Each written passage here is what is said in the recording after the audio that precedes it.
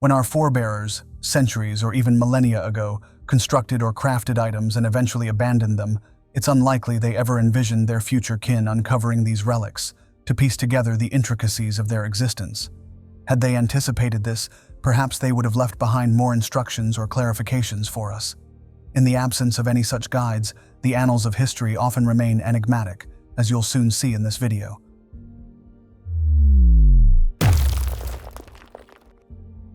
A striking discovery was recently made in the ancient Maya city of Oxcantoc, Mexico, where archaeologists unearthed a life-size, headless human statue.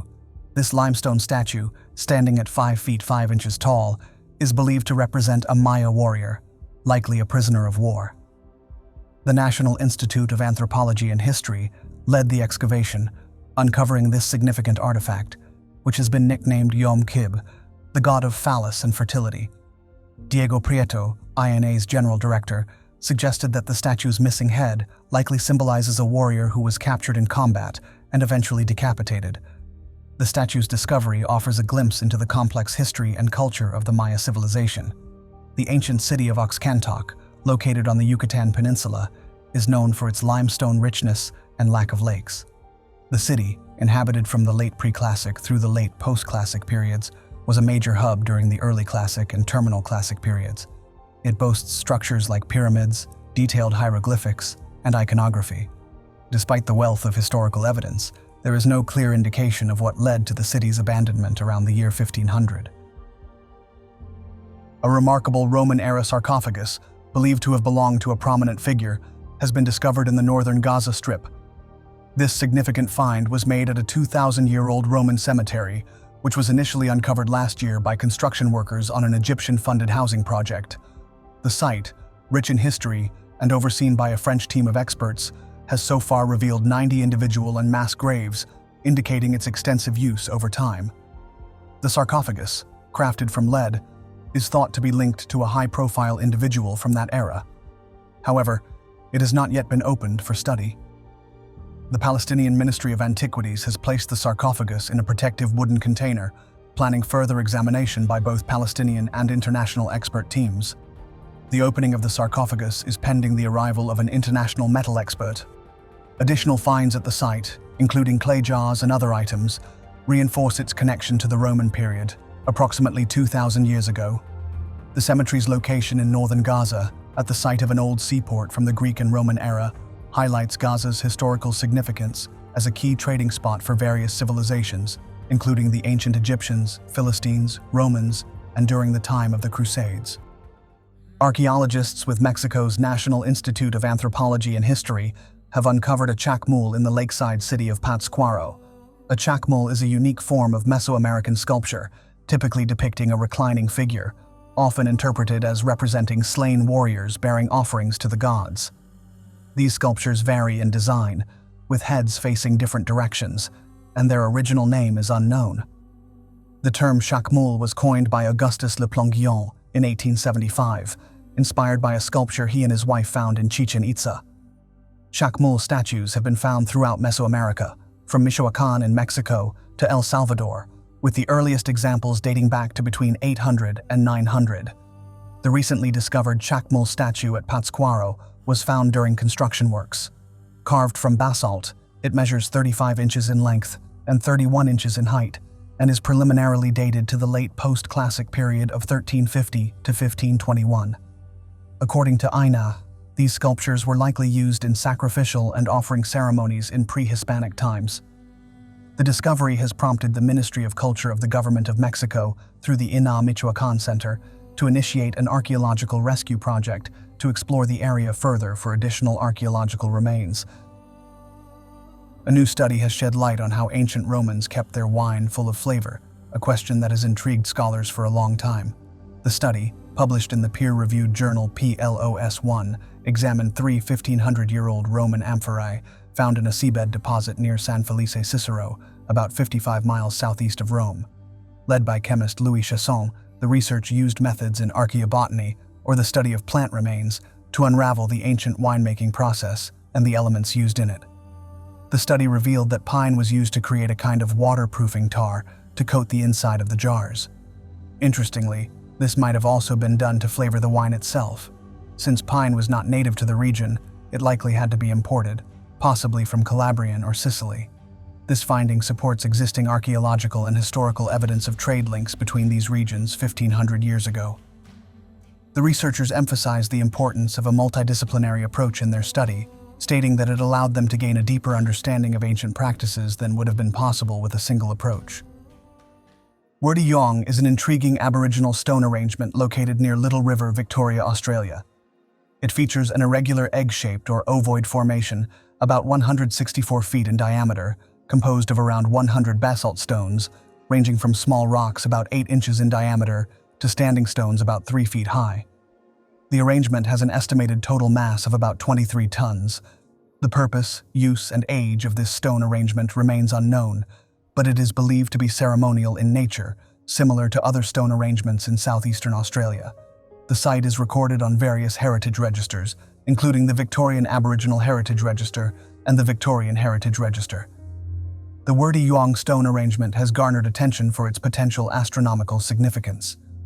A series of stones to the west of the arrangement's western apex mark the positions of the setting sun at the equinoxes and solstices, accurate to within a few degrees. This alignment suggests that the site could have been used for astronomical observations. Some scientists studying the arrangements have hypothesized that it could be as old as 11,000 years, potentially making it the oldest astronomical observatory in the world. However, the exact age of the arrangement is still not confirmed. A group of curious teenagers having fun at Lake Waccamaw near Wilmington in North Carolina, USA, stumbled upon an incredible discovery in April 2023, a nearly 1,000-year-old Native American dugout canoe. The ancient canoe, understood to be almost exactly 930 years old, has immediately been accepted as a cherished part of the cultural heritage of the Waccamaw Siouan tribe. The tribe, together with the North Carolina Office of State Archaeology, worked diligently to retrieve the canoe from the lakebed, where it was found underneath a private dock. In Native American traditions, canoes held great significance and were the primary mode of transportation for many tribes throughout the Pacific Northwest. The 28-foot-long canoe would have been used to transport many a brave, and it serves as a symbol of the many centuries of Native American history in the region. Following its retrieval, the canoe was prayed over by descendants of the tribe and placed in a protective container before being transported to a lab in Greenville. Experts hope that a scientific study of the canoe will help to shed light on the history of Native American culture in the area. Pumapunku, located in Bolivia, is one of the world's most mysterious ancient sites, fascinating both academic archaeologists and historians, as well as those exploring theories of advanced prehistoric civilizations or extraterrestrial assistance. Part of the massive ancient city of Tiwanaku, near Lake Titicaca in the Andes, Pumapunku predates the Inca presence in South America. The site is renowned for its precision and complexity, with finely cut doorways and stone blocks that bear no chisel marks and interlock with remarkable precision.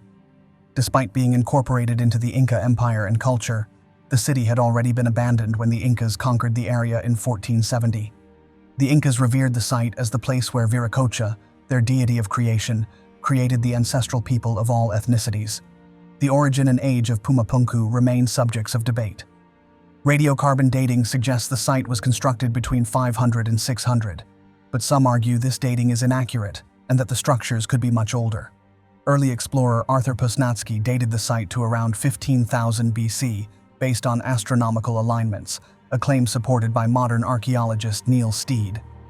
The site's main temple aligns with the sunrise on the first day of spring, and Posnatsky found that the solstice alignments matched the sunrise positions from 17,000 years ago. In the spring of 1974, Sardinian farmers made a groundbreaking discovery in their fields at Montprama on the island's western coast. They unearthed a stone head, the first piece of what would become one of the most significant Iron Age finds in the Western Mediterranean. This discovery led to the recovery of thousands of fragments, which archaeologists have since reassembled into dozens of giant statues. These statues, originally carved from single blocks of limestone, stand nearly 7 feet tall and are characterized by their highly stylized features, such as triangular faces and T-shaped eyebrows and noses. The most distinctive feature of these statues is their eyes, represented by large, round, concentric circles. The statues, categorized as archers, boxers, and warriors, reflect a remarkable Iron Age culture that thrived nearly 3,000 years ago. The Monte Prama giants, now part of Italy's Sardinia, offer insights into the island's dynamic history. Initially thought to be a part of a Carthaginian temple, further studies revealed their connection to Sardinia's Nuragic civilization, known for metal and stoneworking. The Nuragic people, who flourished between the 18th and 8th centuries BC, left behind over 6,000 Nuragic structures across the island. The giants, believed to have been sculpted between the 10th and 8th centuries BC, were likely destroyed by Phoenician or Carthaginian colonists. Over 1,000 years ago, people from across the southeast United States regularly journeyed to a small island on Florida's Gulf Coast, not for sunbathing, but for bonding over oysters. This unique gathering, as revealed by archaeologists analyzing present-day Roberts Island, was likely a response to climate change and social upheaval. Despite an unknown crisis around 650, leading to the abandonment of most ceremonial sites in the region, Roberts Island continued to draw visitors for another 400 years. Here, out-of-towners and locals maintained shell mounds and a stepped pyramid, but the feasts had become simpler, primarily consisting of oysters, reflecting perhaps the lower sea levels and cooler, drier conditions of the time. The persistence of these gatherings at Roberts Island highlights the ancient community's commitment to maintaining social ties, despite regional hardships. Trevor Duke, the study's lead author from the Florida Museum of Natural History, found it compelling that people continued to harvest oysters and keep social relationships active amid potential climate change. The study compared animal remains from shell mounds at Roberts Island and Crystal River, a more prominent ceremonial site. While Crystal River hosted lavish feasts with a variety of dishes, Roberts Island's menu was mostly limited to oysters. Archaeologists from Flinders University are embarking on a groundbreaking project to trace the origins of ancient ceramics from the Maritime Silk Route. This initiative, supported by the Australian Research Council and international partners, aims to unravel the stories behind some of the world's largest collections of trade ceramics. The research team, led by Dr. Martin Polkinghorne, will employ archaeological science methods to examine extensive collections held by the Republic of Indonesia, the Ministry of Marine Affairs and Fisheries, and a private collection amassed by barrister Michael Abbott. The project's primary goal is to reconnect these pieces with the ships they originated from, thereby weaving a detailed narrative of ancient global trade. This research, expected to span over 4 years, will not only provide insights into the past, but also foster educational opportunities for students from Indonesia and Southeast Asia at Flinders University. The team will work closely with regional colleagues, particularly from Indonesia, to ensure the pieces are correctly provenanced and reconnected with their communities of origin. In Australia, the focus will be on Mr. Abbott's collection, entrusted to Flinders University, which comprises over 2,300 pieces and is believed to be Australia's most extensive collection of trade ceramics. The ancient catacombs of Malta, dating back almost 1,700 years, are set to become more accessible thanks to new developments. Located in Mosta, these subterranean burial grounds are a significant part of Malta's Paleo-Christian heritage. The catacombs, which have been recognized by UNESCO for their cultural and historical value, reflect the diverse and changing climates of the Mediterranean world from the 3rd to the 8th centuries. Originating from simple rock-cut tombs of the Phoenician and Hellenistic eras, these burial grounds developed extensively in Malta, particularly under the modern town of Rabat and surrounding areas. The Tabistra Catacombs in Mosta, currently on the tentative list of UNESCO World Heritage Sites, are undergoing upgrades to enhance visitor access and experience.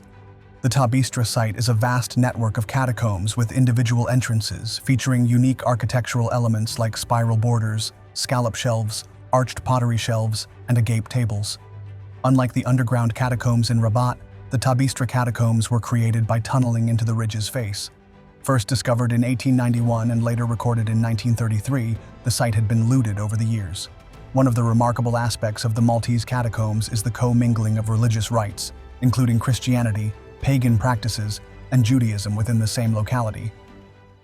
In Blackfriars, Leicestershire in England, archaeologists have made an intriguing discovery at a site believed to have been an ancient mint.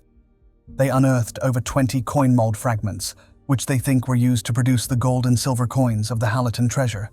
This treasure, discovered in 2000, is a significant Iron Age find comprising over 5,000 coins, a Roman cavalry parade helmet, unique silver objects, and the remains of around 400 pigs, all buried at an Iron Age shrine in southeast Leicestershire between 50 BC and 60 CE.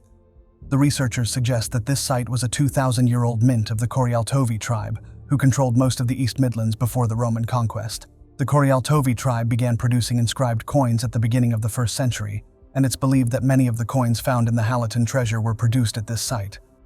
In addition to the ancient mint, the team also discovered a Roman tile with dog pollen prints embedded in the ceramic, as well as some floor and roof tiles with sheep or goat prints. These tiles were found within a Roman townhouse dating back to around 100 CE. Subscribe now and turn on the bell so you don't miss a thing. Fascinating discoveries await you in every video. Thanks for your support. See you soon.